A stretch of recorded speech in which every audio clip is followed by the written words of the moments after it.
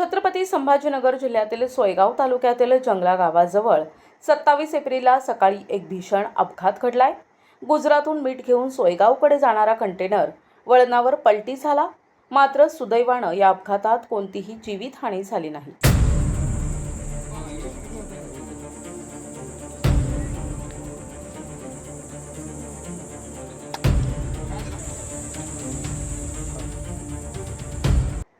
मिळालेल्या माहितीनुसार दिनेश चव्हाण आणि परमेश्वर पवार हे चालक क्लीनर गुजरात येथून दांडी मीठ भरलेला कंटेनर घेऊन फरदापूर मार्गे सोयगावकडे जात होते।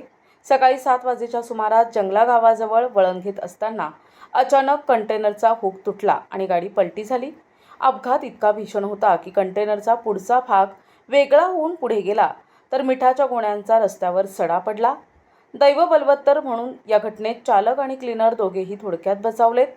सोयगाव फरदापूर हा रस्ता नेहमी वर्दळीचा असतो, परंतु हा अपघात पहाटेच्या वेळी झाल्याने मोठी हानी टळली। घटनेची माहिती मिळताच अखिल भारतीय ग्रामीण पत्रकार संघटनेचे तालुकाध्यक्ष दिलीप शिंदे आणि योगेश बोखारे यांनी घटनास्थळी धाव घेत बाधितांना मदतीचा हात दिला।